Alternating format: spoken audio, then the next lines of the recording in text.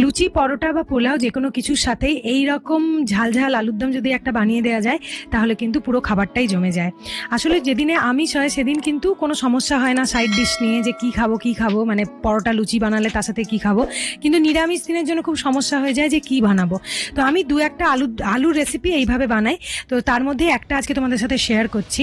প্রথমেই তেল দিয়ে দিয়েছি কড়াইয়ে, তেলের মধ্যে গোটা গরম মশলা দিয়েছি, জিরে দিয়েছি, তেজপাতা দিয়েছি, তারপর আদা আর কাঁচা লঙ্কাটাকে বেটে রেখেছিলাম সেটা দিয়ে দিলাম। একটু লার্জ কোয়ান্টিটিতে বানাচ্ছি বলে এতটা মশলা দেখতে পাচ্ছ, তোমরা কম ভাবে বানালে কম মশলা দিয়ে করো।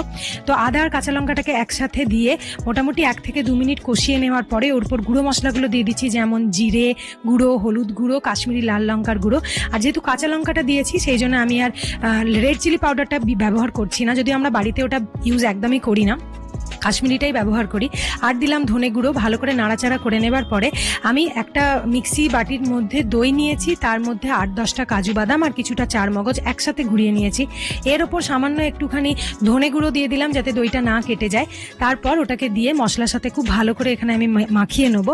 তারপর কিছুক্ষণ পর যখন দেখবে যে তেলটা ছেড়ে বেরিয়ে আসছে, তোমরা নিজেরাই বুঝতে পারবে, তখন এর মধ্যে আগে থেকে সেদ্ধ করে রাখা আলুটা দিয়ে দিচ্ছি। আলুটা সেদ্ধ করার সময় আমি ছালটা আগে থেকে ছাড়িয়ে নিয়েছিলাম আর জলের মধ্যে একটুখানি নুন দিয়ে সেদ্ধ করেছি যাতে আলুতে নুনটা ঢুকে যায়। যদি নুন দিয়ে সেদ্ধ না করো তাহলে কিন্তু আলুর ভেতরে রান্না করার সময় নুনটা ঢোকে না আর খেতে অতটা ভালো লাগে না। এবার আমি ওপর থেকে জল দিয়ে ভালো করে কষিয়ে নিয়েছি। এবার একটা বড় জায়গাতে সবটা ঢেলে নিয়েছি, কারণ আগেই বললাম লার্জ কোয়ান্টিটিতে বানাচ্ছিলাম।